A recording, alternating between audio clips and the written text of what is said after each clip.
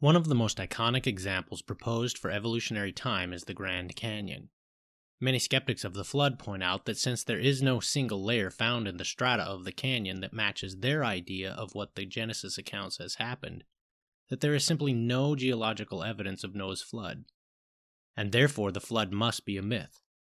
Many believe and teach that the canyon was carved during the flood.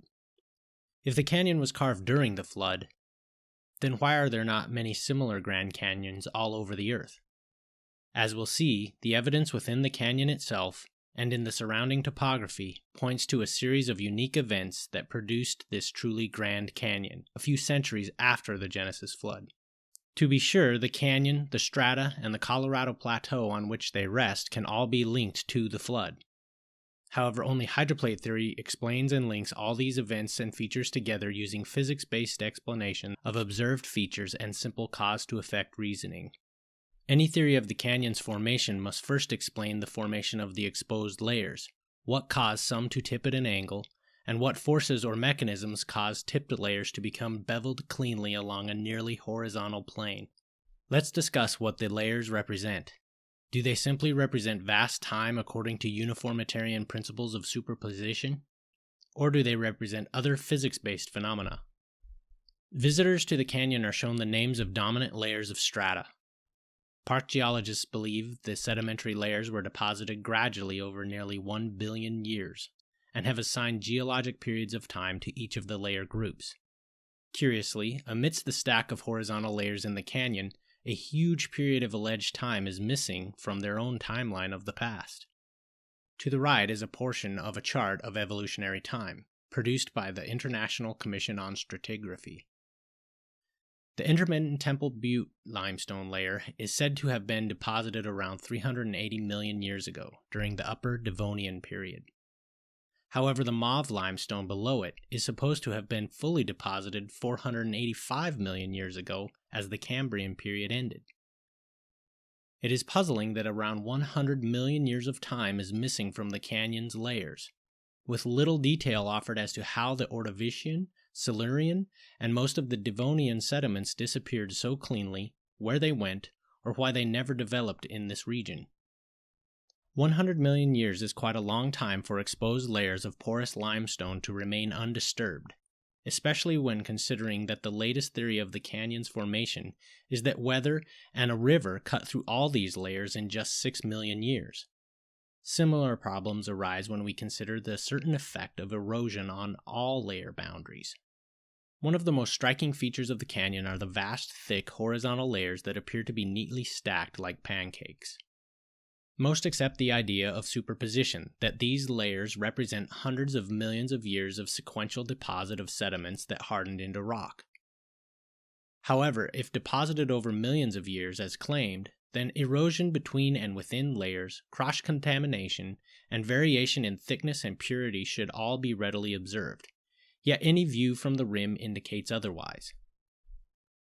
A good critical question to consider is how did these layers avoid all forms of erosion by the seas which are claimed to have deposited these layers? After each miraculously gentle sea dried up, we are then required to accept that the exposed top layers avoided all forms of wind and water erosion for eons of time, only to be cleanly swept over by yet another equally gentle sea. Apparently each sea carried uniquely pure yet very different sediments for millions of years at a time. We have to swallow this just-so scenario over and over again for each pure, nearly horizontal layer of uniform thickness and differing material composition that we observe. Our present observation of the effect of wind, rain, and temperature cycles on all of today's currently exposed land features demands a much different outcome in the proposed geologic timescale of millions of years. Deposited layers absolutely would experience all forms of erosion, from wave action, tidal effects, exposure to all forms of weather, flooding, seasonal thermal cycles, as well as daily temperature effects. All of these relentless processes would have been continuously working on the flat planar surfaces of each layer for eons. Unlike crystalline rocks such as granite, remember that we are talking about primarily loose sediments and porous sediment rocks, which are particularly vulnerable to erosion. So clearly something more like this is what we should see in between the layers of the canyon. Yet observation shows vast, nearly horizontal, pure layers of fairly uniform thickness neatly stacked. Time is a variable, not a mechanism. Liquefaction of sediments during the flood resulted in particles sorting according to size, shape, and density, which resulted in the rapid formation of thick and pure layers. The vastness and depth of these layers are a testament to the immensity of the forces at play during the flood. The geological principle of superposition assumes the simplified logic that layers are formed individually over time, one on top of the other. Therefore, deep layers are older than shallow layers. We intuitively know layers don't naturally develop between or under layers that are already deposited, so superposition sounds pretty straightforward, and not being presented with any alternatives, it is easy to become convinced that this must be in fact a law of science, as stable as gravitation. Layers of strata must represent time, right? Many are not aware of a very real mechanism caused by gravitation acting on particles in a fluid or fluid-like state. The mechanism is liquefaction. Liquefaction of a soil will produce many layers, all at the same time. In fact, you can see liquefaction for yourself by experiment. Get a couple of 2-liter plastic bottles and fix them to a teeter-totter. Fill one bottle halfway with any combination of mixed soil you wish, and connect a hose between the bottles. Then add water to the other bottle, and very slowly tip the bottles back and forth. Just a few cycles of liquefaction will produce layers all at once. So while superposition is a principle that can be useful if applied carefully, it does make assumptions that can lead to completely incorrect conclusions. Those who study the hydroplate theory know the conditions that caused liquefaction as sediments were deposited during the flood. Explanation of these conditions and detailed explanation of the physics governing liquefaction are covered in the hydroplate theory overview series of videos. While several mechanisms caused liquefaction of sediments during the flood, one of the mechanisms known as the compression event produced not only liquefaction but also caused several other features to form in the canyon. While these features require a great deal of imagination about the power of time for uniformitarian theories, we'll see that all features have a firm, physics-based explanation which serve as strong evidence for hydroplate theory's compression event.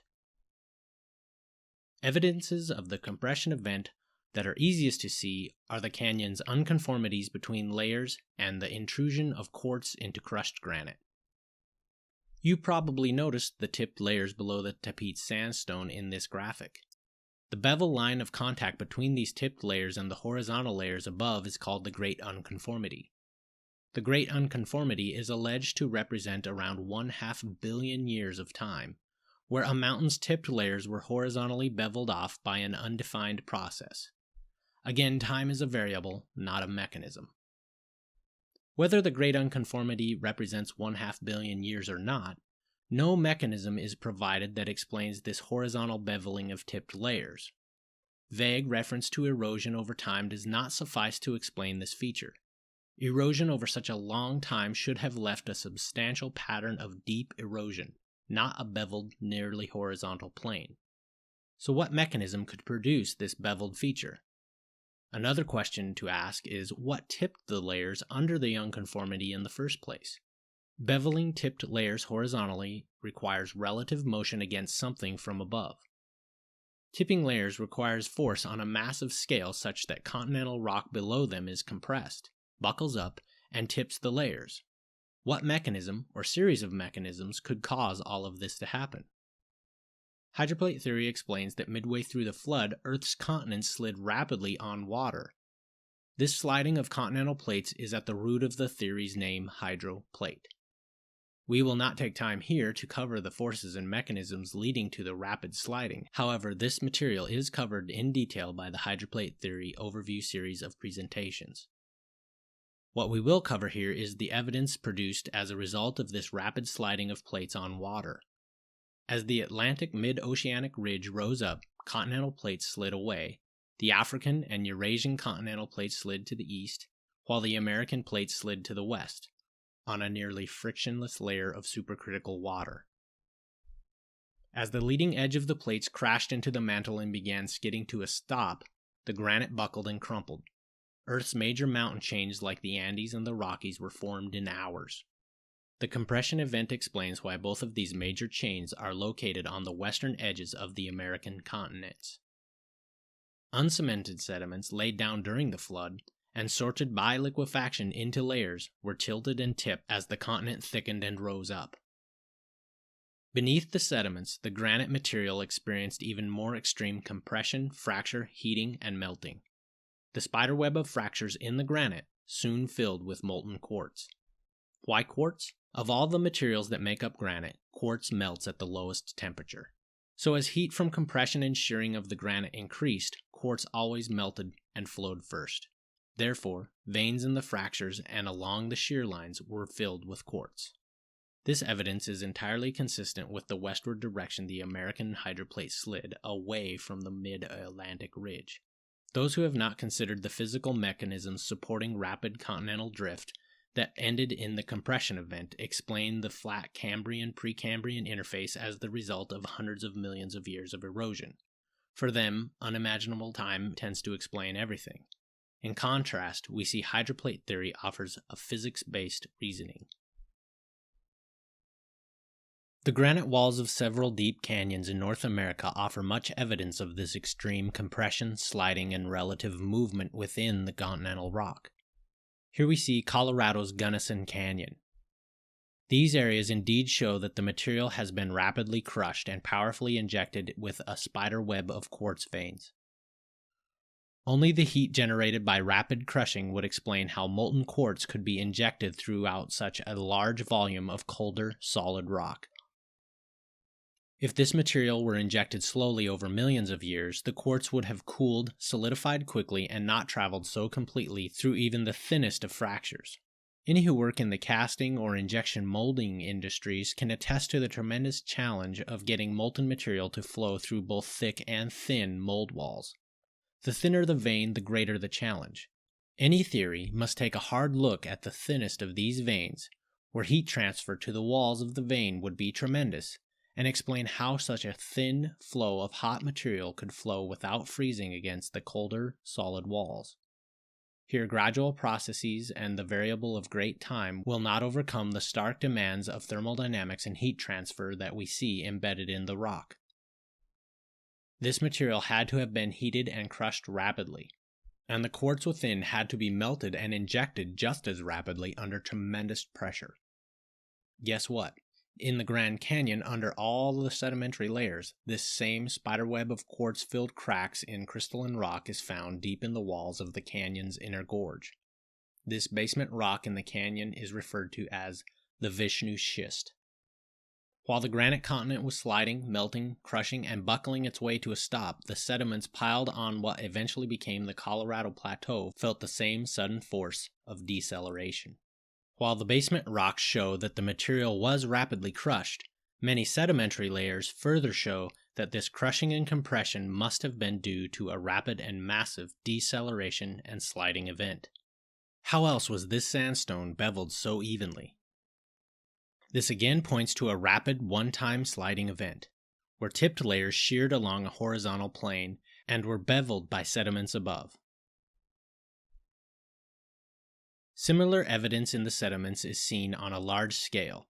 The Grand Canyon's great unconformity and other unconformities, such as the one pictured here, looking north from the canyon's Desert View Watchtower, reveal the large-scale extent of beveling. Layers below appear to have been cleanly sheared off, with flat layers then stacked above. A less noticeable feature in the canyon walls presents yet more extremely strong evidence of hydroplate theory's compression event. Buried deep in the layers of the canyon, at the base of the much photographed formation referred to as Isis Temple, is a partially exposed and extremely important rock. This rarely spoken of evidence shows that the layers surrounding the rock had to all have been uncemented at the same time that they were deposited.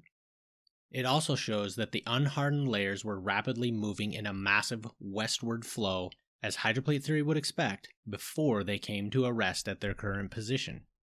This angular block, weighing an estimated 5 to 10 tons, casts great doubt on gradual layers and sequential hardening of deposits over eons of time. At these coordinates, The block of quartzite, which has obviously come from the thick quartzite layer below, is clearly visible in the canyon wall. Ask yourself, what scenario of events could lift this rock so cleanly to its current position?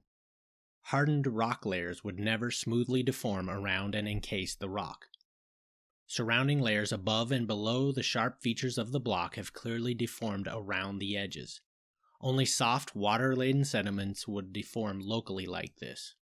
The block's shape retains sharp sides throughout its thickness.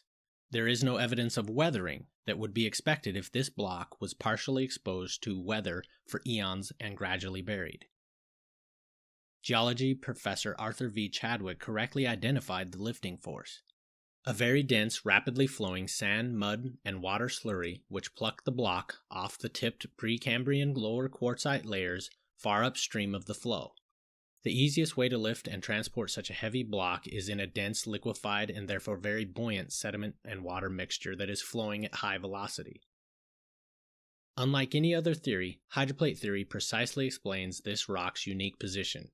In fact, as we'll see, every aspect of this, even the orientation of the rock within the layers, precisely matches hydroplate theory's expectations.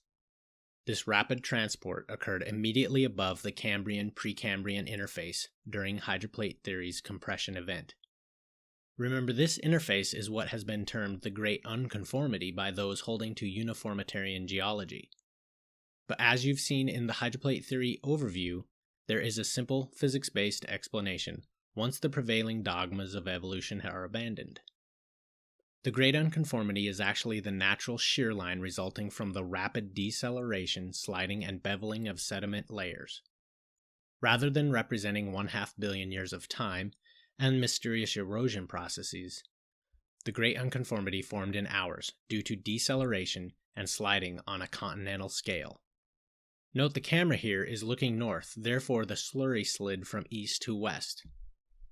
The crushing, compression, and deceleration of the compression event readily explains the horizontal sliding of soft layers seen in the canyon walls, as well as the spiderweb intrusion of quartz throughout the crushed granitic material.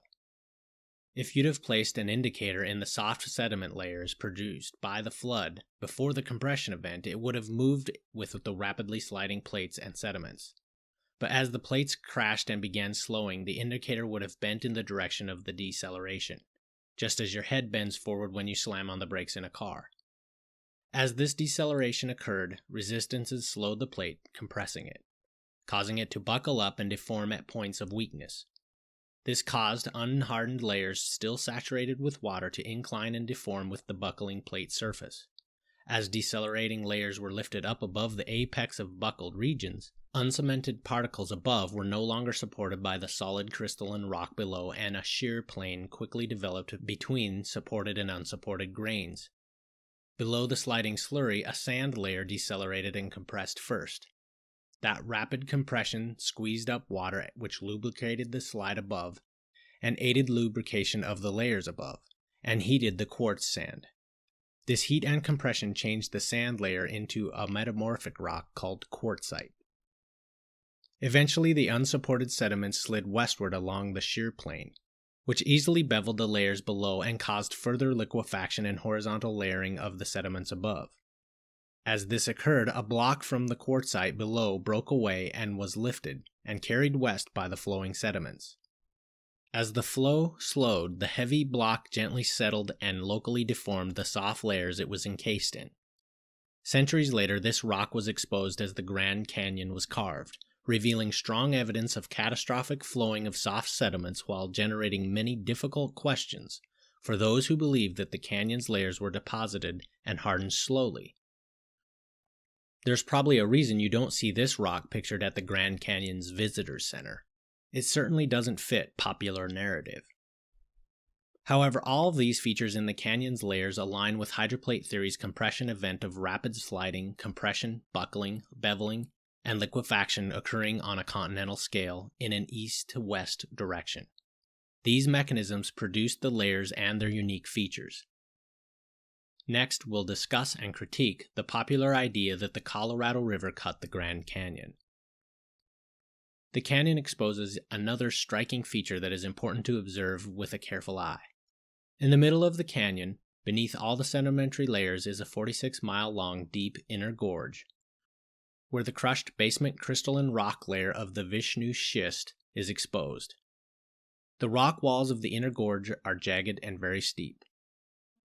The gorge's depth extends into this crystalline rock layer up to 1,200 feet at its deepest point, making it the deepest part of the canyon. We are dogmatically taught that the mighty Colorado River carved the Grand Canyon, including this deep inner gorge. Take note of how the inner gorge aligns with the raised elevation of the green forested Kaibab Plateau. The reason for this alignment will become clear as we discover the true cause behind the formation of the inner gorge. As we'll see, the river, which is pretty tame compared to other rivers around the world, could never have cut these features no matter how much time is allowed. Let's look at the river cutting claim more carefully. Sure, the river is removing sediments, but an important question to consider is whether the river is actually cutting into and deepening the inner gorge. Hydroplate theory observes that the river is not cutting into the gorge. It cannot, because the river's bottom is covered with around 75 feet of sediments and huge boulders which are not moving. The sediments and boulders in contact with the gorge's steep sidewalls actually protect the hard crystalline rock face from being cut by the flowing river. We can see this more clearly by viewing a section view of the flowing river in the canyon's inner gorge. From the side now, we can evaluate the conditions occurring in the canyon as the river flows over these sediments. The river's flow certainly stirs up and carries the first few inches of sediment out of the canyon. However, below this boundary a line forms, where the energy from the flowing river is not transmitted to the deeper sediment. Fluid dynamics can help us see why this is. The river flows fastest on the surface in the middle of the river where drag is minimal. Progressing deeper into the flow, velocity progressively decreases as resistance with the sides and the floor increase. The depth of this boundary line will vary with the speed of the flowing river. However, even before the Glen Canyon Dam existed, the output of the Colorado River, even during flash flooding, would never have been able to penetrate deep enough into the boulders and sediment to make them move and cut against the rock walls. If the sediments against the inner gorge cannot move or flow, then there is no mechanism for cutting deeper into the canyon's rock. Another problem with the idea that the river cut the canyon is that we observe extensive side canyons which are almost as deep as the Grand Canyon itself. If the Colorado River's near constant flow cut down to this current level over millions of years, what water source is supposed to have cut these huge riverless side canyons to nearly the same depth? This canyon along the Bright Angel Fault stretches over 11 miles horizontally away from the Colorado River. This major issue is never addressed adequately. Soon we'll see how unique conditions in the sediments themselves after the flood produced these side canyons. So what forces cut these side canyons? The hydroplate theory will provide a simple and reasonable answer. Another trait of the inner gorge is that it is so deep and steep, with jagged sidewalls. If the river truly cut this major feature of the canyon, we should ask if these observations line up with the proposed mechanism. Why didn't the river cut sideways into softer sediments once it encountered the hard crystalline rock? Why are the sides still jagged after millions of years of river flow? This scaled cross-section of the canyon shows how deep and steep the inner gorge is compared to its surroundings. The black layer represents the crystalline rock that has been penetrated, forming the inner gorge. At this scale, the insignificance of the Colorado's flow can be seen, as it would be smaller than the very tip of the white arrow that is pointing at the bottom of the gorge. This view reveals the very jagged, fractured nature of the inner gorge, which again extends up to 1,200 feet into the hard crystalline rock layer. Flowing water smooths and rounds off jagged features protruding into its flow. If the river cut the inner gorge, the jagged sides should have also been smoothed out over millions of years. A river cutting the canyon would not be expected to produce the steep, deep inner gorge in hard crystalline rock. As the river eroded through the softer sedimentary layers and reached the surface of the hard granitic rock, we should pause and ask which is more likely. Would the river cut sideways into the softer porous material of the sediments, or down into the dense interlocked crystalline rock? Of course, the path of least resistance would be exploited as we'd expect. The side walls of the canyon would continue to erode at a rapid pace, while the harder rock below would see comparatively little erosion. Notice here that the cross-sectional shape of the river would change as the sides eroded. Unless significant increases of water from unknown sources are identified, the river width would increase as depth decreased.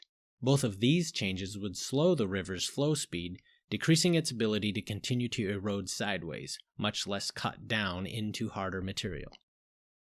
Yet by passively accepting that the river cut the canyon, we must accept that the opposite of all expectations occurred, and the river sliced right into the harder rock. Let's take a moment to clarify the point I'm making. There are many examples where water carrying even little sediment has rounded off and noticeably smooth surfaces of hard granitic rock in many mountain streams. Yet the very gritty, quote, mighty Colorado River has clearly done very little work on the walls of the inner gorge. The photos to the right are all from Google Earth, using the Street View tool along the Colorado River in the inner gorge. Take a virtual tour yourself in Google Earth, and as you do, ask yourself if the river could cut over 1,000 feet down into these crystalline rock walls, without smoothing surfaces and edges, as so many other less gritty streams have. Could a completely different mechanism have formed the inner gorge recently, leaving rough, still jagged surfaces today? I believe the answer is yes, and by the end of this presentation we'll see why these walls of the inner gorge are so steep and jagged. For now, let's set aside the still jagged walls and continue to explore any possibility that the river could cut the gorge. If a fault were to be found that parallels the Colorado River, then we might have a case for why the river cut into the rock. However, no fault coinciding with the inner gorge has ever been reported. Many faults are found in the canyon. Surprisingly, though, they generally run perpendicular to the river's flow. We then must ask why the river did not follow any of these easier paths along faults. Here we can see a map of the region's faults relative to the river. In spite of many opportunities, the river has ignored all of these deep faults. Here is a clear close-up picture of 19 Mile Fault looking in the direction of the arrow. Looking southeast across Marble Canyon, we see this perpendicular fault's displacement of sedimentary layers and the effect on the surface for many miles beyond the canyon. Another challenge to the idea that the river cut the canyon is the Kaibab Plateau. How could the river have cut uphill through this feature, which is several thousand feet above the river? The Kaibab, highlighted here, is an upwarp in the topography on the much larger Colorado Plateau. As we'll see, the Kaibab upwarp, often referred to as a plateau, greatly displaced the canyon's layers. The Kaibab upwarp has lifted the layers up in this area a few thousand feet relative to the surroundings. If the Kaibab existed before the river, then the river traveling southwest would have been stopped by the upwarp and either reversed its flow or have cut a much different path, one of the least resistance around the upwarp. Against all expectations, however, the river turns almost 90 degrees uphill and diagonally through the upwarped topography. If we started at point A and cut through the layers of the plateau and canyon to point B, and viewed them from the side along this line, we would see this. Here we see the problem more clearly. Below is the 100-mile section of topography along our white line between points A and B. In the view, the river flows from right to left, yet the topography is uphill. Starting on the rim of the Kaibab limestone above Marble Canyon, we move out from between Vermilion and Echo Cliffs toward the upwarp. Notice that everything arches up toward the Grand Canyon. Drop into a side canyon, then up a steep monocline onto the Kaibab Plateau. Drop down into the Grand Canyon, then up onto the south rim, and descend off of the south face of the Kaibab Plateau. So the obvious question is, how does a river cut uphill through thousands of feet of hardened rock? Cutting from here to here. Some propose that the Colorado must have cut at precise just so rates through the rock of the Kaibab as it rose up thousands of feet for millions of years. This is a fantastically optimistic idea, and another implausible just so story.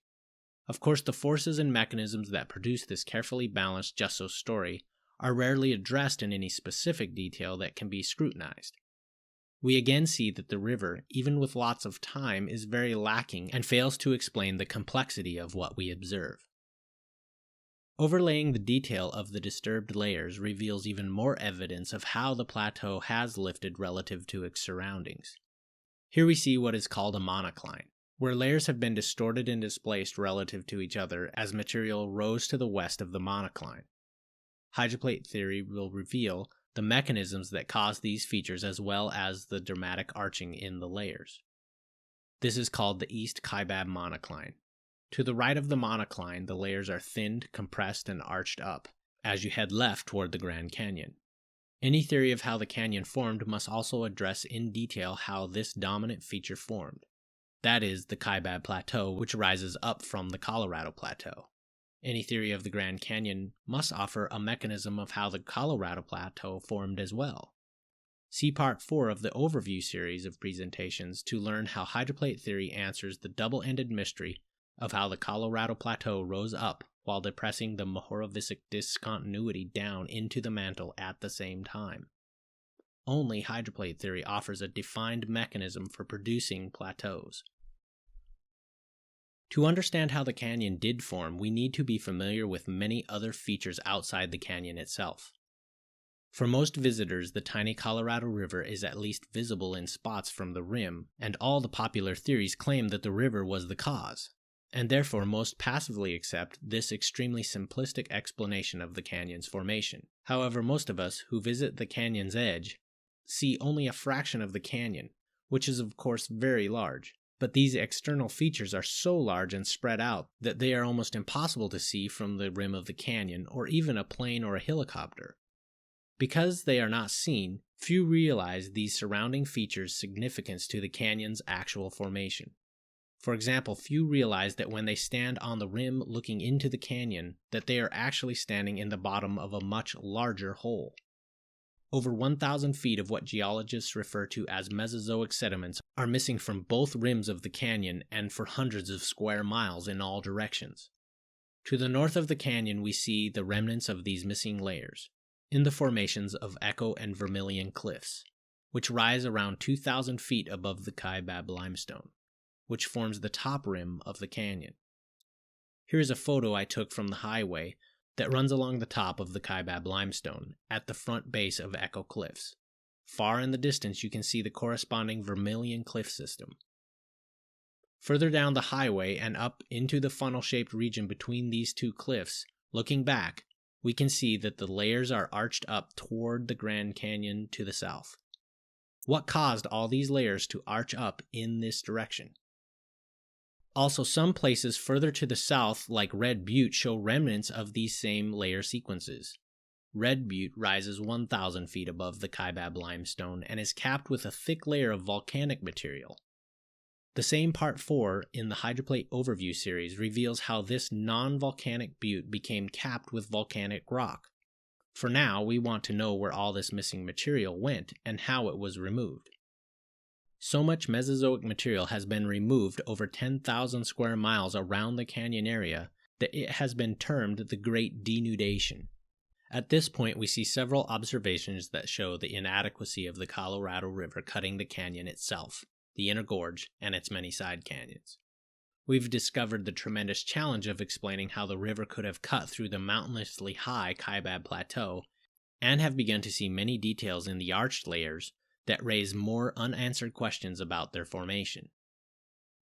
Even more puzzling, we realize a larger problem than the canyon itself is explaining the missing upper layers of the Great Denudation. There is a reasonable explanation for all of this, but first we need to learn about what caused the Colorado Plateau to rise in the first place, and the evidence of the unique initial conditions on top of the plateau, which explain the odd geology that is found all across the top of this single plateau, which is unique to any other plateau on Earth. While the canyon is estimated to have eroded 800 cubic miles of material, these missing Mesozoic layers that have been scoured off the top of the canyon and all of its surroundings represent approximately 2,000 cubic miles of removed material. So before a theory can even begin to discuss how the canyon was excavated, it first must resolve how the 2,000 cubic miles of Mesozoic sediments were first removed over this vast 10,000 square mile area. There is much evidence of two tremendous ancient lake beds that lie to the east of the canyon, Hopi Lake to the south and the much larger Grand Lake discovered by Walt Brown to the north. The approximate volume of Grand Lake was nearly double the size of Lake Michigan. Hopi Lake's volume was nearly that of Lake Huron. Recognizing the existence of these lakes is critical to resolving how so much sediment was removed in and around the Grand Canyon. For just a taste of the size of Grand Lake, here is a view of Monument Valley located here, looking south in the direction of the arrow, and seeing little more than what is inside the red circle. The shoreline of Grand Lake would have been at the base of those cliffs in the distance. As you can see here, in this basin, there are many unique scoured and eroded formations both in and around these gigantic lake beds. Obviously, the mesa's layers pictured here were once all connected. What mechanism removed all this material, and where did it go? Why didn't these mesas get eroded as well? Very unique conditions are required to produce these features. These huge, ancient post-flood lakes, and the manner in which they drained played a major role in producing these features, which make the desert Southwest landscape so picturesque and unique. Some cast doubt that these ancient lakes ever existed on the plateau, citing that there are not consistent nor distinct enough shorelines as expected from a large body of water. This is a fair critique. Lakes generally leave shoreline evidence. This critique, of course, assumes several steady-state conditions around and below the lake. So why don't these lake beds have shorelines? In a bit, we'll see several unique mechanisms were occurring on the plateau as it developed, which explain why these lakes' shorelines did not survive. First, here is a true color photo of the Colorado Plateau and its surroundings produced by NASA. Right away, it is plain to see that a distinct area of discoloration exists on the plateau to the north and east of the Grand Canyon. Closer inspection of this discoloration begins to reveal that this area, in contrast to its surroundings, has been somewhat uniformly scoured by water. This area is a globally unique region, with a concentration of features and formations unlike anywhere else on Earth. If the Grand Canyon and surrounding areas were simply the result of water runoff after the flood, then why do we not see the same features, formations, and scouring in similar concentration on every continent? The same can be asked of those who propose that these formations are simply the result of chance, time, wind, and weather. Why are so many features so concentrated on the plateau in this etched region? Looking at this same area with the proposed lakes superimposed, let's cover some of the more spectacular formations and take note of each's proximity to the lakes. Here is Arches National Park, which reveals that both hard and soft regions of sediment still existed throughout multiple layers. The layers of rock we see today had not uniformly hardened at the time of this erosion. Canyonlands National Park, which overlooks a vast, dry basin whose floor itself has had deeper irregular canyons eroded into it. This extreme and deep erosion of a lake floor only happens if a large amount of water drains very quickly, such that subsurface flow and drainage can sweep the sediments out of the basin. These features in the basin are strong evidence of rapid drainage of a large volume of deep water. Bryce Canyon and Zion Canyon both eroded by subsurface flow of top layers on the perimeter of the plain of the Great Denudation.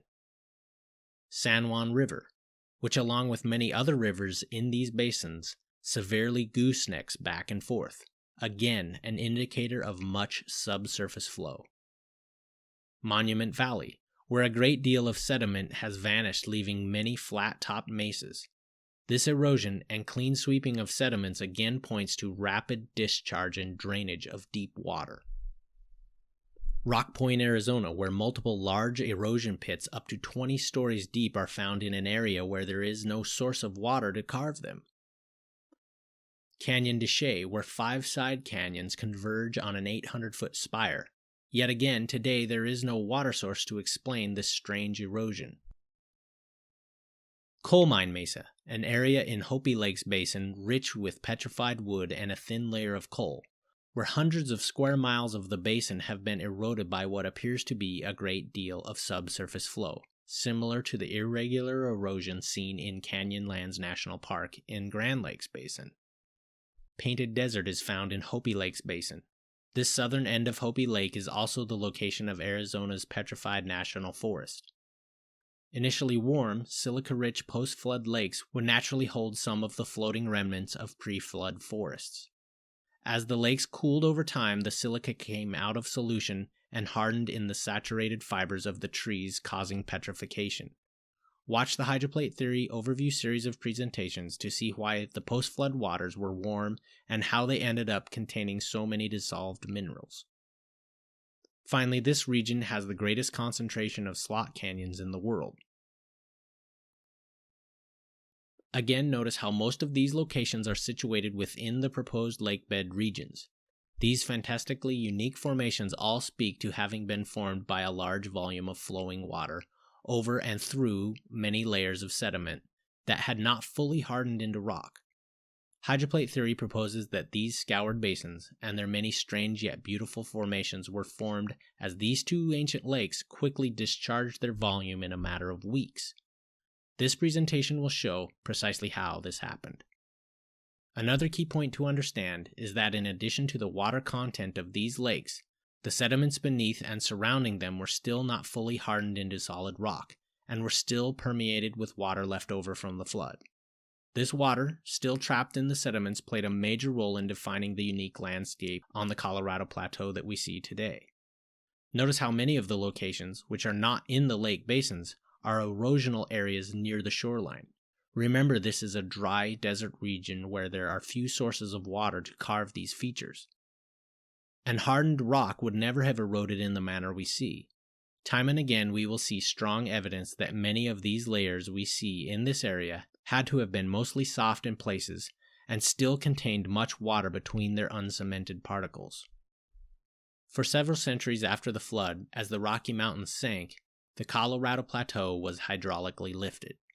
Friction from the sinking Rocky Mountains produced large volumes of magma, which was then injected between the former roof and floor of the collapsed subterranean water chamber, the easiest path of escape.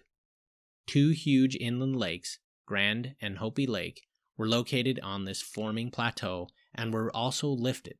It is this wholly unique scenario of a plateau lifting lakes a mile high without them spilling that created the completely unique topography of the southwestern U.S. Many plateaus have formed, and many ancient lake basins have formed and slowly drained or dried up all around the earth. But only here, in the Four Corners area, did a plateau lift two lakes so high above their surroundings and leave so much evidence of catastrophic breach and draining. Here is a better view of Hydroplate theory's proposed hydraulic lifting mechanism. Over the centuries following this event, the magma under the tremendous weight of the mountains was slowly injected under adjacent thinner sections of continental rock. Notice the lack of mystery here. Rather than vague terms like uplift, rifting, and crustal stresses, Hydroplate theory is very specific about the forces. This all happened as a natural function of gravity acting on massive mountains as they slowly sank like giant pistons. The fluid beneath was injected sideways under the thinner adjacent crust until enough pressure was generated to shear the material. These shear lines formed somewhat vertical faults in the continent. Once blocks were either restrained or rose high enough, continued pressure lifted adjacent material, which also sheared. In this way, the Colorado Plateau was block faulted and raised a block at a time by hydraulic lifting. We see the stair-step outlines of some of these blocks today. The Book Cliffs, the Roan Cliffs, and the Grand Staircase consisting of the pink, gray, white, chocolate, and vermilion cliff systems all formed in this way. As the Colorado Plateau was lifted by the uneven lifting of these blocks, so too were the post-flood lakes. This is one of the conditions that explain why these lakes' shorelines, especially Grand Lake's wide and spread out shoreline, are not well defined. As various blocks lifted over time at different points, the shape and location of the shore was constantly shifting, so no clear shoreline was ever eroded in one spot. For Grand Lake, the Vermilion Cliff System formed its southern boundary, acting like a natural dam. As years passed, these post-flood lakes grew as precipitation and drainage collected in these natural basins. The ever-increasing water level was another factor that prevented clear shorelines from developing around the lakes. As the plateaus rose, the potential energy of these huge volumes of water increased. Remember, Grand Lake alone grew to an estimated volume nearly double that of Lake Michigan. The difference being that Grand Lake's volume was lifted over 1 mile above its surroundings. This unstable and dangerous situation was exacerbated by the fact that many post-flood sedimentary layers forming the lake's floor and shoreline had not yet hardened into rock, and were still permeated with a great deal of water of their own. Grand Lake's water eventually found a path through these soft sediments and exited the Vermilion Cliff System. This set in motion a chain of catastrophic events that would completely reshape the landscape below to the left of this view. The sudden and complete discharge of Grand and later Hopi Lake in just weeks further explains why there is little remaining shoreline left today. As the lake filled its basin, it established a high water table in the surrounding porous sediments, which were not fully cemented. As the lake rapidly drained in weeks, the water in the surrounding shore found itself far above the rapidly dropping water table. Naturally, the water around the perimeter spilled out of the sediments, adding to the original volume of the lake as it drained. In doing so, the resulting erosion of the soft sediments removed much of whatever shoreline remained at the time of the lake's breach. This is why today we see unusual scouring and erosion from apparently large sources of water, both in and around these large yet very dry basins, with little to no shoreline remaining. We see much evidence of subsurface flow as water eroded soft sediment from the surrounding shoreline's higher ground.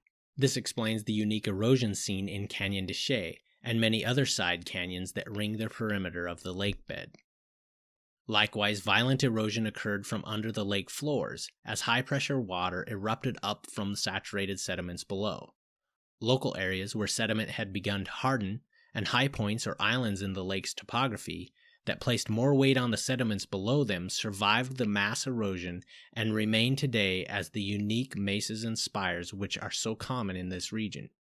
This explains how so much water seemingly came up from the ground, ripping up hundreds of square miles of Hopi Lake's floor, and excavated so many deep pits and slot canyons in Grand Lake's basin.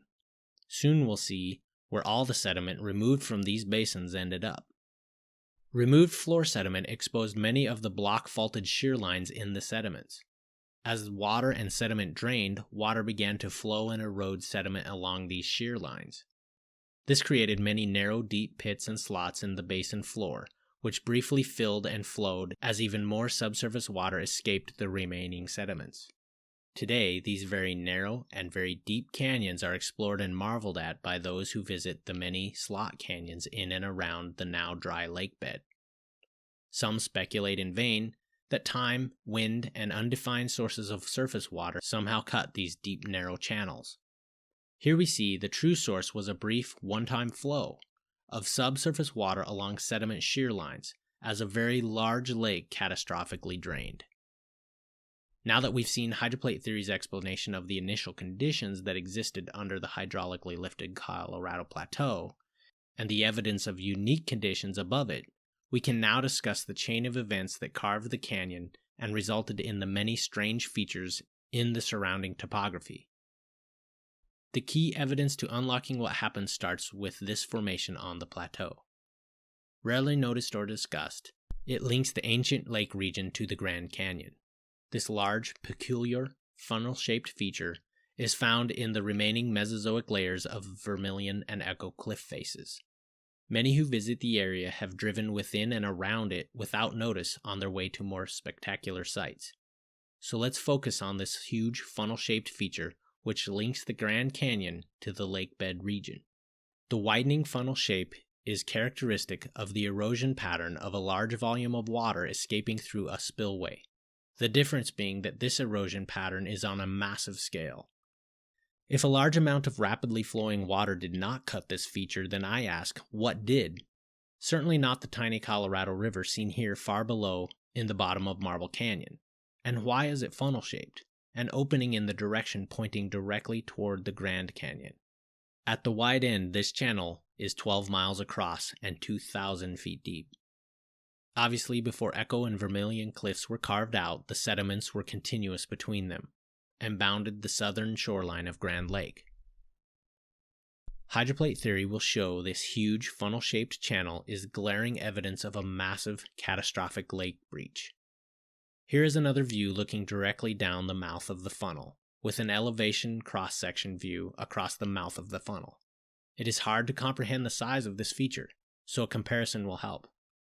About 750,000 gallons of water flow over the falls of Niagara every second. For a sense of scale, here is a view of the American and Canadian falls at Niagara. This view of the falls is approximately 3/4 of a mile across. Now observe how Niagara compares to the mouth of the funnel. Imagine the volume of flow that would have carved out this funnel. The scale of this event is staggering to contemplate. Now, with all this in mind, let's look at the mechanisms involved in producing this peculiar topography that has long perplexed those who choose to believe a river cut the canyon. In this view, we see the familiar funnel shape of Echo and Vermilion cliffs. As seen previously, the white line is the location of the 100-mile wide section below showing the topography. In the background of the profile section view, I've added the raised topography of the Vermilion cliffs, representing the missing Mesozoic layers which originally covered the entire area.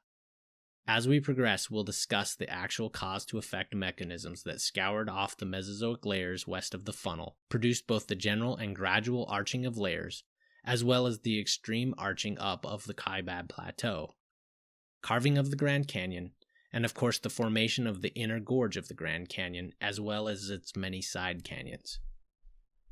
Any theory of the canyon's origin must at a minimum explain the causal forces and mechanisms which produced each of these striking topographical features. Remember this section view as we will wind back the clock to pre-canyon topography and show the sequential series of events that produced this. Several deep pits atop the edge of Echo Cliffs reveal a rough picture of events that compromised Grand Lake's shore. These pits are actually large potholes.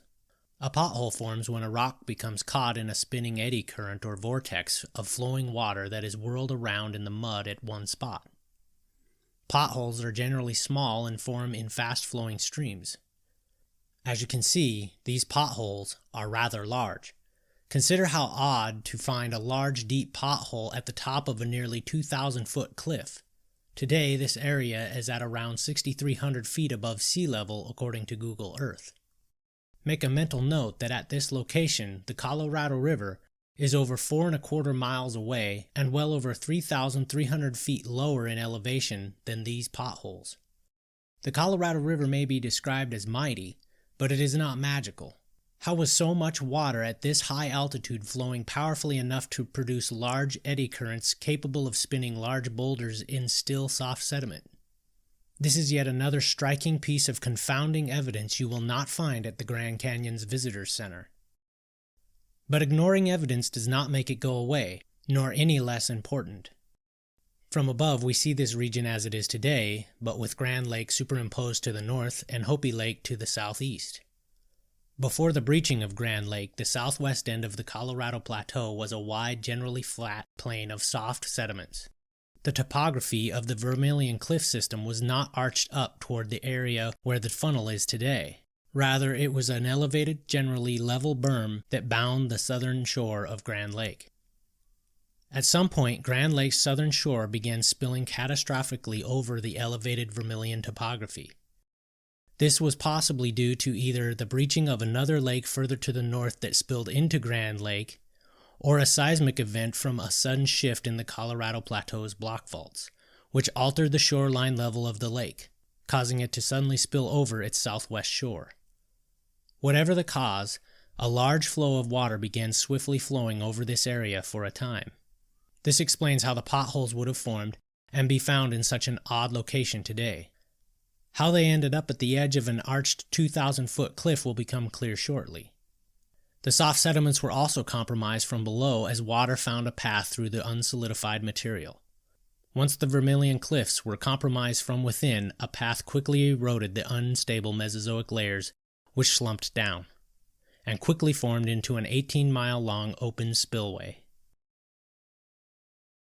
Let's now look again at our cross-section along the same white line in this pre-canyon state.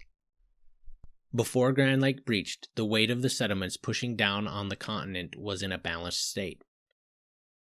But this plateau region of the continent had been hydraulically lifted up from below and was still suspended on a slurry of pressurized liquid magma. Here the blue arrows represent the weight of the top layers of sediments. Grand Lake breaches. The waters rushing into the lower plain began to quickly excavate and transport the upper layers to the west. As this happened, the missing weight was no longer there to react the pressure from the magma below, so that portion of the plateau began to rise once more. The result is that the faulted portion of the continent begins to rise. As this happens, the layers above begin to arch up as well. As more and more sediments were washed away, more weight was removed, and the landscape arched further. The mountains, which had stabilized after raising the plateau to its pre-breach state, now felt the drop in hydraulic pressure due to the sudden imbalance. Again, gravity drove the mountains down like a giant piston, hydraulically injecting more magma under the plateau, seeking a new equilibrium. The waters continued to scour away the Mesozoic layers, until a thick layer of limestone which had already hardened into rock was exposed. The Kaibab limestone layer was able to resist erosion better than the other softer layers above.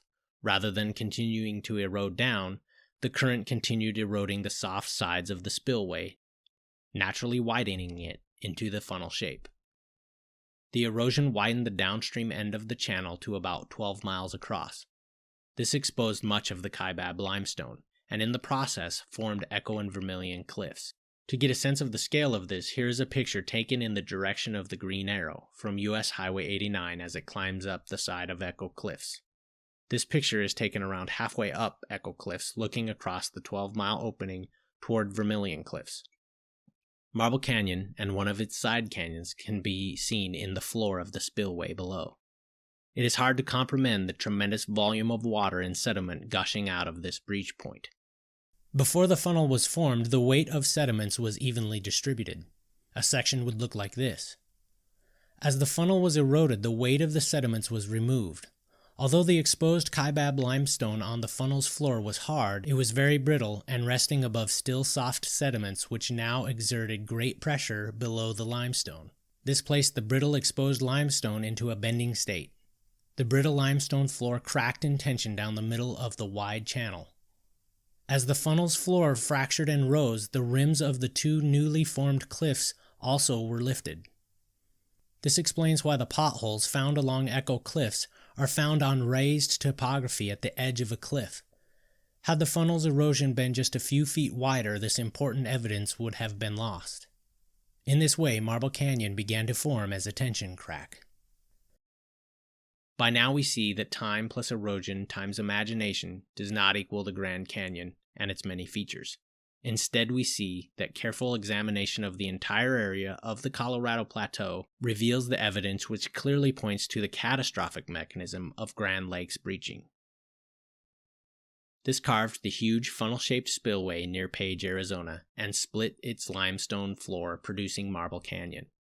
Now we will link the remaining mysteries of Grand Canyon's formation in roughly chronological order, continuing to rely on known mechanics, failure analysis, and cause-to-effect reasoning as our guide. This crack in the Kaibab limestone also traveled south, following the paths of weakness where the most erosion of the top sediments had occurred. The energy released during this fracture event likely caused the next catastrophic event, which you may be able to guess at this point. But first, let's look again at how the conditions changed along our section view. As sediment was removed along and in front of the spillway, layers gradually arched up. Before cracking, the Kaibab limestone had protected the soft sediments below it.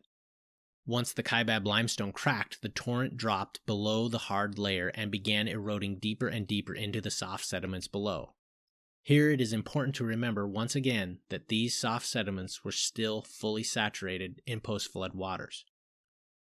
Notice that by this point, the arching of the layers had created a downhill condition pointing backward into the mouth of the funnel. So even though on the surface, the breaching water from Grand Lake was flowing to the left, water within the tipped layers began flowing downhill in the opposite direction as directed by gravity. This subsurface flow in the layers below the Kaibab limestone explains the curiously backward barbed canyons which branch from Marble Canyon. The backward barbed canyons and sink valleys of Marble Canyon are peculiar. Drainage regions of normal rivers form surface topography in such a way that most of the time tributaries enter the main river channel at an acute angle less than 90 degrees. Here we see the Amazon. This general trait can be seen along any river. Here we see the same characteristic for the Missouri and Mississippi river systems. Most tributaries enter in the same direction as the main river is flowing, at an acute angle. Now look at the tributaries of the Colorado River along Marble Canyon. The river flows in this direction. However, unlike most drainage systems and tributaries, the many side canyons drainage enters the Colorado Plateau in the opposite direction of the river's flow, at an obtuse angle much greater than 90 degrees. In addition, these backward barbed side canyons are all basically dry now, with only intermittent flowing water. What carved them, and why do they drain backward into Marble Canyon? We'll now see hydroplate theory's simple answers to these puzzling observations. Because the layers had arched up as material was removed by the breaching of the lake, water, still in the saturated layers, flowed downhill in the opposite direction of the breaching flow above. As sediment water flowed in this downhill direction, it began eroding the still soft sediments under the Kaibab limestone. Remember, the water in these lower sediments was at very high pressure. However, the torrent of high-speed water now carving under the central crack became a flowing high-speed channel at low pressure, in keeping with the laws of fluid dynamics.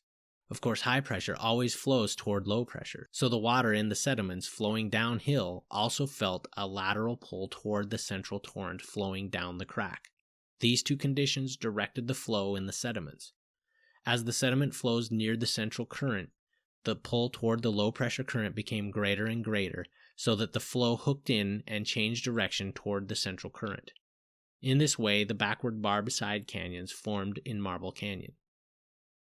They were not carved by tributary rivers or surface erosion, but by the subsurface flow of post-flood water still trapped in the unhardened sediments under the Kaibab limestone. In every backward canyon, we can see from the erosion pattern the results of the lateral flow from high to low pressure, and the hook shape of the flow as loose sediments and water spilled into the central current. Here is another photo taken late in the day. The low angle of the sun reveals the many slumped sink valleys which blanket the funnel's floor. These many slumped regions are again strong evidence that the layers under the Kaibab limestone were still soft and saturated with post-flood waters. Layers in these backward barbed side canyons are greatly deformed. Next we'll see a photo taken looking up into North Canyon, in the direction of the arrow. Notice the layers are not horizontal, but are smoothly arched steeply down toward the center of this narrow canyon. No amount of time could ever bend hardened brittle rock layers in this fashion. Some may wonder if heat and pressure could soften hard rock layers enough to cause this deformation.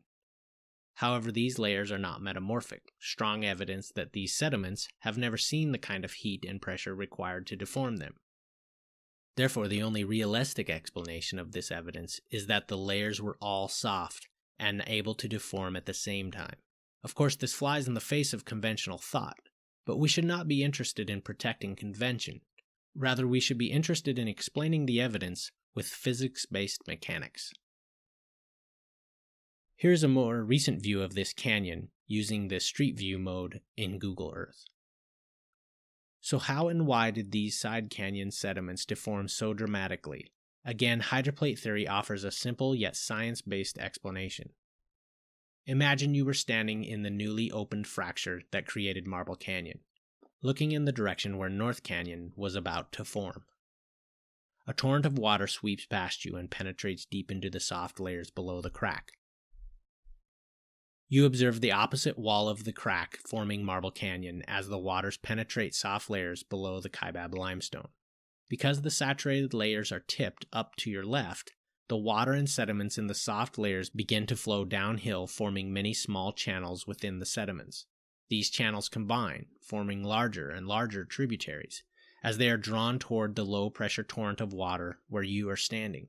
Eventually, these tributaries break through the most porous layers in the wall, spilling into the central flow of the ever-widening Marble Canyon. As this main tributary's water and sediments enter the central flow, they are immediately swept in the opposite direction by the much more powerful current that is eroding Marble Canyon.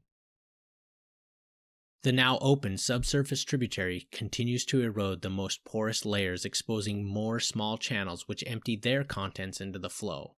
The tributary grows, forming a large, unstable flow channel that extends deep into the screen within the soft sediments. Eventually, the weight of overlying sediments cannot support this void, and the soft, uncemented, saturated layers begin to slump down as the channel collapses. No longer supported by the sediments, which are slumping below, the brittle Kaibab limestone directly under the tributary crumbles and is swept toward the central flow. The soft, wet layers quickly deform as slumping continues. Now surface water begins eroding down into the newly exposed layers from above. Hydroplate theory offers the only plausible explanation of how these narrow side canyons layers all deformed and eroded so dramatically. We will now turn attention back to the southern end of the Marble Canyon tear. The incessant flow out of the funnel continued to wash away huge sheets of Mesozoic sediments, exposing more and more of the Kaibab limestone. You probably have guessed what happened next. The western shoreline of Hopi Lake was undercut by the flow out of the funnel. The deep fracture in the Kaibab limestone further compromised Hopi Lake's floor. Now notice the elevation of the two lakes. At approximately 5,950 feet, Hopi Lake, with an estimated volume about that of Lake Huron, sat about 250 feet in elevation above Grand Lake and its dumping waters, which by now had eroded hundreds of feet down through the Mesozoic sediments. The potential energy of the waters held high in the basin of Hopi Lake was staggering. In a tremendous rush, the western edge of Hopi Lake breached even more catastrophically than Grand Lake. The concentrated erosive power in this new current quickly tore through the soft Mesozoic sediments far north and west of Hopi Lake. Let's again view how this affected the topography of our cross-section. Hopi Lake is behind us in this view. Hopi Falls rushed in here 250 feet above Grand Lake's waters and powerfully flowed far into the screen away from us. In this way, the upper sediments were rapidly washed off of the Kaibab limestone by Hopi Lake's waters.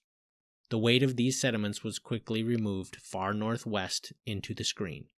This set up the conditions that produced the upwarping of the Kaibab Plateau and the massive sheet flow of the great denudation of Mesozoic sediments off of the Kaibab limestone. A small-scale yet more dramatic demonstration of the mechanisms at play in forming the Kaibab upwarp can be seen by squeezing a water balloon in your hand. The water pressure in the balloon will always equalize. When squeezed, the gaps between your fingers cause the balloon to bulge locally where it is unsupported. Think of your fingers as the sediments on the Colorado Plateau. The balloon membrane is the thick granite crust below the sediments, and the water is the pressurized liquid magma trapped under the crust. If you remove one finger, the pressure in the water immediately forces the unsupported membrane up into the gap, creating a bulged or upwarped section in the surface. This same principle of fluid mechanics was at work under the Colorado Plateau, as water from Hopi Lake quickly removed sediment from a very localized area. Naturally, this sudden imbalance of forces caused a response as previously restrained massive blocks in the crust rapidly rose and were hydraulically lifted up, seeking a new static equilibrium. In this way, the Kaibab Plateau literally warped up above its surroundings. The brittle, already fractured Kaibab limestone ripped more as it was bent by the upwarping layers. We'll soon see the dramatic results of this continued fracturing of the Kaibab limestone. Today we call it the Grand Canyon. From the surface view, the flow from Hopi Lake quickly scoured off the Mesozoic layers over a wide area. The sediments were carried to the west by the combined breaching from both lakes. However, another source of water was also at work. Remember, after the flood, all of the sediments were still fully saturated. The water within was released as massive and sudden flow from the breaching lakes eroded and flowed over the unstable, soft sediments. Soon, most of the soft sediments above the Kaibab limestone layer began to move and flow off the Colorado Plateau in a process called sheet erosion. As the Kaibab limestone was exposed by the breaching lakes, pressure far below grew and this exposed area began to rise. The brittle layer soon fractured further right across the top of the rising Kaibab Plateau. As the Kaibab continued to rise, the open fracture was quickly undercut by the breaching waters and soon became a truly grand canyon. This explains why the Colorado River today seems to inexplicably cut through the mountainously high elevations of the Kaibab Plateau. While trying to explain the formation of the canyon via a small river cutting through a mountain is truly inexplicable, by now it should be clear that a river had nothing to do with this region's unique features. Realize that the canyon shown here in a flooded state would not yet have existed, but we'll soon see the mechanism that formed it. As the Kaibab Plateau rose, bulged, and stretched the exposed limestone in tension, the end of the Marble Canyon fracture was at the highest state of stress. So the rip naturally continued from this high stress point and followed the path of least resistance, where the limestone was under the greatest stress, due to the bending state it was in. The apex of a bent plane would be under the most tension. Rock is extremely weak in tension, so the top of the upwarp basically tore in half as it bulged up. So rather than Grand Canyon's path directly through the imposing Kaibab Plateau being a troubling puzzle, we see this catastrophic explanation aligning with expectations of cause-to-effect reasoning. As Hopi Lake catastrophically drained, subsurface flow ripped up sediment on Hopi's basin floor, and the drainage basin of the Little Colorado River formed a deep side canyon into the much larger canyon that was forming. We'll now focus on this area of the section view and discuss the forces involved with carving the Grand Canyon so deep and so wide. Initially, the region was in a state of equilibrium. However, conditions were by no means stable, as most of the sediments were still saturated with post-flood waters. I keep mentioning this because it is critical to understanding how so much material could be eroded and transported so quickly. Had these sediments been hardened rock, there would only have been a grand gorge, not a wide canyon with so many huge side canyons. As the upper 1,000 feet of sediments were washed away, we again see the imbalance of forces.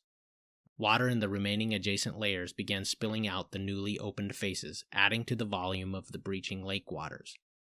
Evidence of these eroded upper layers ringed the perimeter of the exposed Kaibab limestone. The Kaibab Plateau rose up. The limestone was stretched in tension and split. Waters from Hopi Falls high above concentrate at the fracture and rapidly undermine and erode the limestone. Once the layers under the Kaibab limestone were compromised and exposed to the massive spillage from both lakes, a truly grand canyon began to take shape. Soon, blocks of Kaibab limestone fracture and are swept into the powerful flow. The center of the Kaibab Plateau to the north, being completely unrestrained by overlying sediments, naturally began to rise more rapidly than the layers to the south. As occurred in Marble Canyon, once again, as the canyon walls quickly eroded, water within the saturated lower sediments flows from high pressure toward the low pressure central flow, which in this view is directed away from us into the screen. However, because the layers to the north were lifted higher, subsurface waters had more potential energy on the north side, and therefore flowed and eroded more powerfully toward the central flow than the south side. We can now explain the uneven erosion pattern of side canyons along the portion of the canyon that cuts through the Kaibab Plateau, and why many side canyons align with perpendicular faults. This subsurface water not only explains why side canyons eroded so deeply, but also why the northern side canyons eroded more than side canyons to the south. The side canyon's south rim is about 1,000 feet lower in elevation than the north rim, so the exposed southern walls slumped and eroded less powerfully than their northern counterparts. From above this section of the canyon that cuts through the layers of the Kaibab Plateau, the dramatic difference between the canyon's erosion patterns north and south of the river is clearly seen.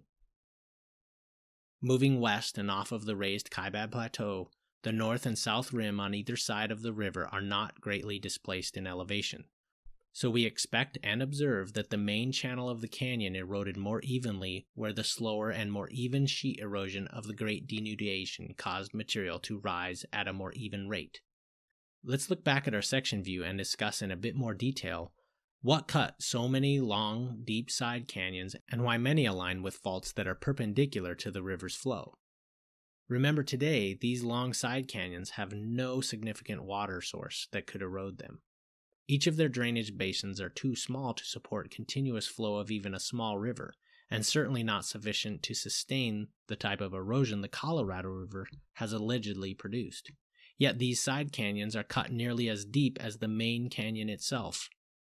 The traditionally proposed mechanism of river erosion are clearly out of sync here. Hydroplate theory again offers a grounded explanation. The source of water that cut these side canyons was the subsurface water within the sediments themselves. Remember, the top layer of the canyon is the Kaibab limestone. After this limestone had split, and the main flow out of Hopi Lake had undercut deep into the soft sediments under the Kaibab limestone, the brittle layer crumbled and fell into the powerful flow. Remember that the hydroplate theory proposes that the Colorado Plateau formed due to hydraulic lifting of continental blocks.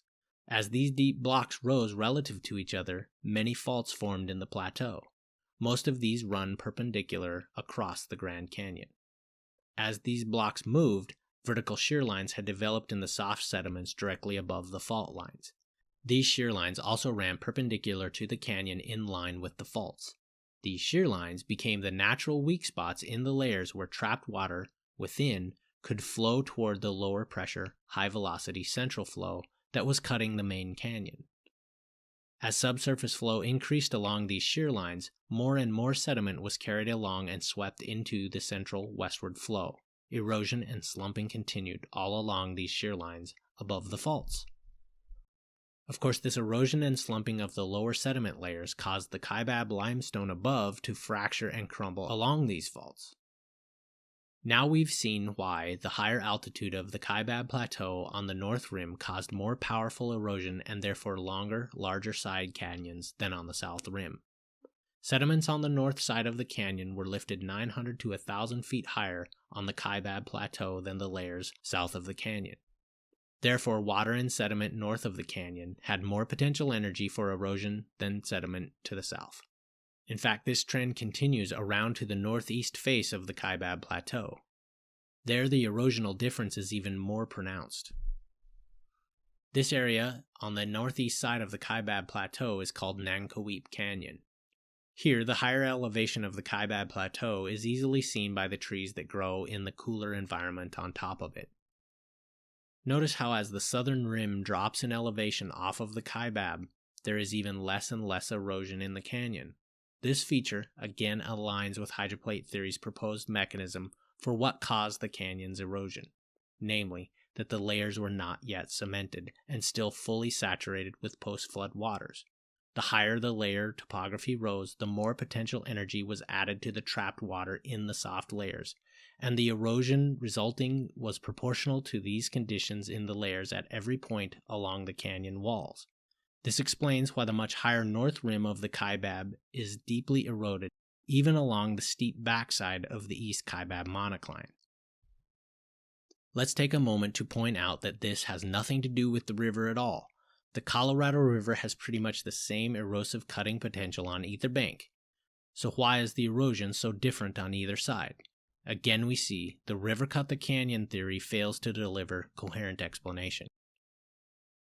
We'll now cover in detail how the Nankoweap side canyon formed here on the East Kaibab monocline. As the Grand Canyon was eroded to the southwest, the rising Kaibab Plateau steeply tilted layers as it rose and began forming the East Kaibab monocline.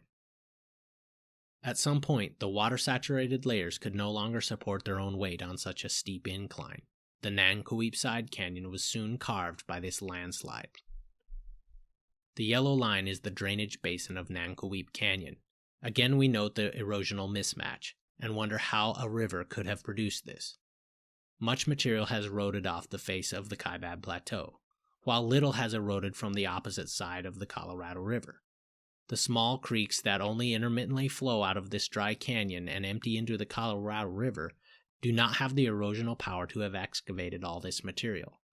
The Kaibab limestone on the top of the Kaibab Plateau sets at around 8,100 feet in altitude, while to the east of the Colorado River, the same Kaibab limestone sets at least 2,000 feet lower.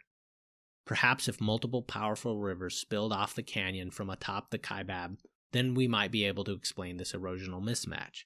Of course, the Kaibab Plateau does not have enough surface area to support rivers, and there is zero evidence of rivers ever flowing into Nankoweap Canyon in this way. Only subsurface water in uncemented layers, as explained by hydroplate theory, offers an answer for the source of water for this uneven erosion. If we view a cross-section of Nankoweap Canyon, we'd see that as the block under the Kaibab Plateau rose up, water trapped in the soft sediments on the steep slope that was formed naturally flowed downhill, and a massive landslide soon slid off the Kaibab to the right and directly into and over the newly exposed tipped layers that were lifting along the fault monocline. As the loose sediments spilled out over the monocline and slowed, large boulders were deposited on top of the tipped monocline layers. As all this was happening, remember that the discharge from both Grand and Hopi lakes continued to sweep away most of the material. At several points, the landslide carved through the tipped monocline layers, forming deep channels. This is how Nankoweap Mesa formed, and why the top of this mesa is covered with material from a landslide and rockfalls. There's simply no other mechanism to explain how landslide material could be lifted onto the top of this peculiar land formation. This also explains why the curiously small and rarely flowing Nankoweap Creek has the largest delta deposit in the Colorado River of any of the Colorado's tributaries. If the Colorado River really has the erosive power to carve through the solid rock of the entire canyon, why has it been unable to sweep away this relatively loose material of this large delta, which to this day has redirected the Colorado's flow around it? Looking more closely at this delta, it should be pointed out that dense boulder fields lie high up along the sides of the delta. Obviously, that tiny creek in the center did not lift such large boulders close to 200 feet up the sidewalls of the delta. Many boulders are larger than a man. The prominent boulders pictured here in the delta's south sidewall measure at least 10 to 15 feet across according to Google Earth. The following reference shows more photos and descriptions of these boulder fields. Once again, evidence clearly aligns with the hydroplate theory scenario of a large-scale recent landslide event. We now understand the mechanisms by which the Grand Canyon was rapidly eroded, by both subsurface water and breaching lake waters that cut deep into the sedimentary layers across the Colorado Plateau. As sheet erosion continued off the western edge of the Colorado Plateau, and more Kaibab limestone was exposed to the west, similar imbalanced forces caused continued westward propagation of the fracture, followed by more erosion, slumping, and subsurface flow along newly exposed faults carving the western regions of the canyon. The removal of so much sediment from the canyon set up the conditions that created the canyon's inner gorge.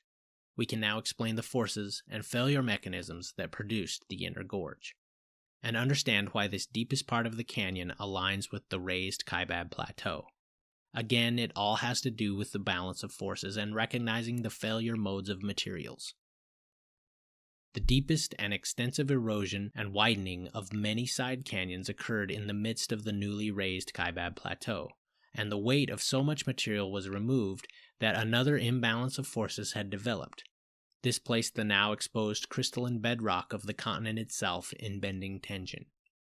Even crystalline rock is exceedingly weak under tensile loading, so it too fractured along the deepest region of the canyon, right under the now raised but split Kaibab Plateau.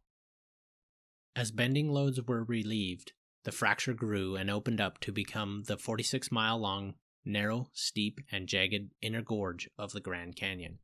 Hydroplate theory shows these features had nothing to do with the river, and everything to do with simple applied mechanics and known failure mechanisms of the materials. As pointed out in the beginning, a river would have smoothed the walls of even the hardest rock over millions of years of cutting.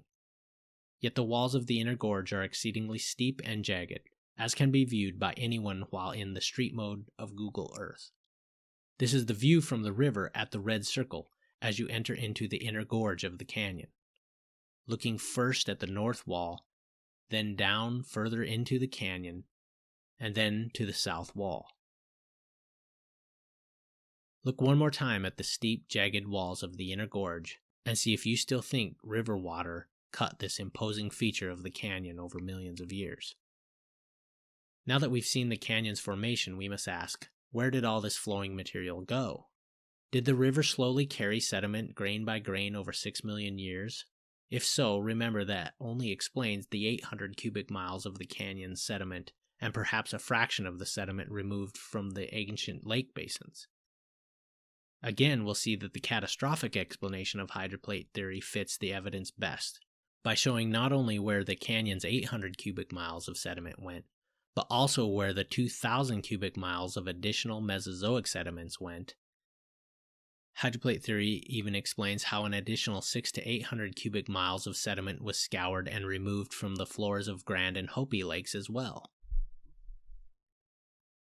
Here we see the southwest end of the Colorado Plateau along the dashed line, the Grand Canyon, and the 10,000 square mile area around the canyon that has been scoured of Mesozoic sediments.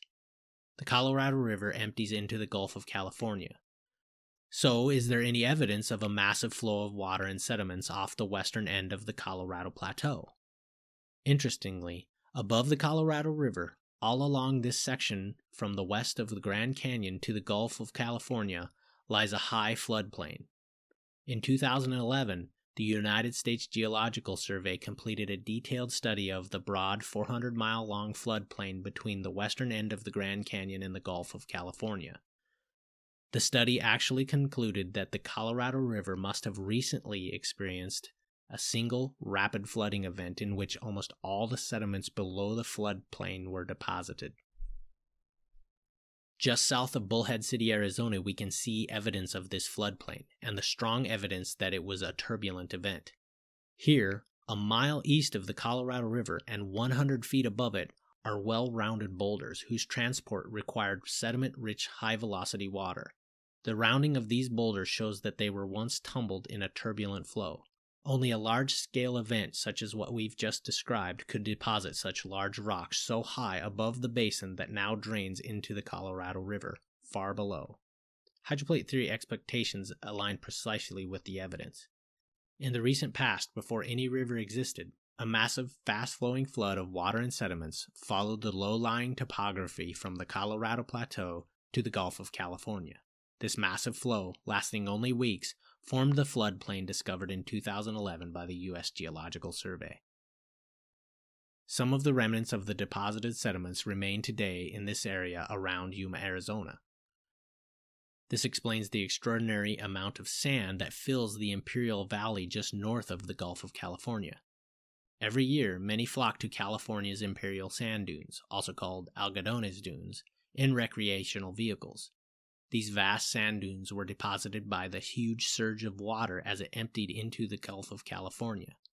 If hydroplate theory is correct, then a chemical and isotope analysis of these sands will show that they came from the Grand Canyon region. Finally, let's look at the Colorado River, namely its delta, as it enters into the Gulf of California. In addition, we'll investigate the northern basin of the Gulf of California and see the final destination of most of the sediment that was scoured off of the Colorado Plateau. This also builds more evidence that the Colorado River did not transport this material. River waters are slowed as they enter the ocean. This is due to the drag encountered by the larger body of water. The slowing removes the ability of the flowing river water to continue to carry its sediments, so they quickly settle out adjacent to the river as it enters into the calm and much larger body of water. In this way, a slightly raised plain forms in front of and around the exiting river, which in turn splits and branches through the plain of sediments, forming a delta. If the Colorado River had slowly deposited all of these sediments over millions of years, then we should see a fairly large, slightly raised river delta in the northern boundary of the Gulf of California. Instead, the Colorado's delta is tiny.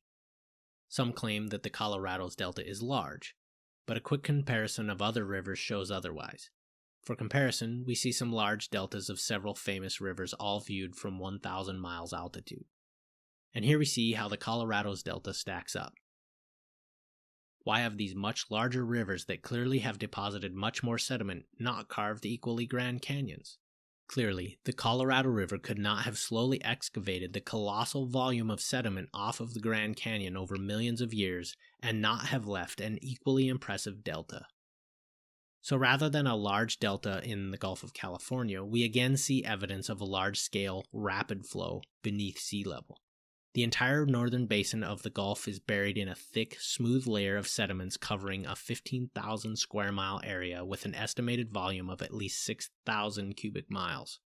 Only massive pulses of dense, sediment-filled water flowing powerfully into the Gulf would be able to rapidly carry and distribute a smooth layer of sediments that far out into the Gulf. Hydroplate theory proposes that around half of these sediments were the result of the initial sediment runoff that occurred after the flood, as water and sediment drained off the continent. Centuries later, the breaching waters and sediments spilling from Grand and Hopi Lake basins carried Mesozoic sediments as well as the Grand Canyon's sediments to the northern basin of the Gulf and quickly filled the floor to its current levels, adding an estimated 3,400 to 3,600 cubic miles of sediment. In this talk, we first questioned and then set aside the dogma that the Colorado River did all of the work over millions of years via vague descriptions of erosion. Then we considered the results of a global flood, and studying the unique conditions that only hydroplate theory links together, we have reached a more satisfying catastrophic conclusion via cause-to-effect reasoning alone. We have seen the mechanisms that produce the puzzling topographic features of the canyon and its surroundings. Hydroplate theory explains all of the topographical features in this section view that were at first perplexing. The post-flood environment left the newly formed Rocky Mountains settling down into the mantle, resulting in hydraulic lifting and block faulting of the plateau, and the subsequent lifting of two large post-flood lakes on vast layers of uncemented water-saturated sediment. Breaching of Grand Lake carved the tremendous funnel-shaped spillway through the Mesozoic sediments of Echo and Vermilion cliffs. The rapid flow over the soft upper layers caused them to flow as a sheet, and the entire plateau arched up as the weight of these layers was removed, which explains the general arching up of the canyon's layers toward the southwest. Marble Canyon was created when the Kaibab limestone layer fractured. Continued undercutting and erosion of Hopi Lake's western shore caused it to breach. The area in the path of Hopi Lake's breachway had so much weight removed so quickly that an upwarp in that area occurred, forming the severely arched layers of the Kaibab Plateau and the tipped layers of the East Kaibab monocline. As the Kaibab Plateau arched up, the limestone on its top layer split in half across the apex of the upwarp. The combined breached flow from both lakes was concentrated as it eroded soft sediments, forming the main channel of the Grand Canyon. Much subsurface flow in the soft sediments caused many deep and long side canyons to form, widening the canyon more on the north rim than the south rim, since the layers on the north rim were lifted and tipped more due to the rising Kaibab Plateau. Likewise, along the northeast side of the Kaibab Plateau, tipped, water-saturated layers could not support their weight. The resulting landslide formed Nankoweap Canyon. So much material was removed from the Grand Canyon in the midst of the Kaibab Plateau that a section of the continental rock split open, forming the steep, jagged inner gorge. This event happened so recently that weather and the Colorado River has had little time to smooth the jagged edges of exposed crystalline rock in the inner gorge. So the river did not form the canyon, but the canyon formed the river. Far from being the root cause of all this unique topography, the Colorado River is merely a natural and expected after effect of the Grand Canyon's drainage off the Colorado Plateau. Now you know the hydroplate theory's explanation for how the Grand Canyon formed. I owe many thanks to these reviewers who greatly improved the content of this presentation and its clarity. Their insight and attention to detail was priceless. Thank you for patiently struggling through my early drafts of not only this but many other hydroplate theory presentations. For more information and hundreds of references to published papers containing findings and evidence which fits hydroplate theory better than conventional evolution-based theories, visit the Center for Scientific Creation website to access the free online book at creationscience.com.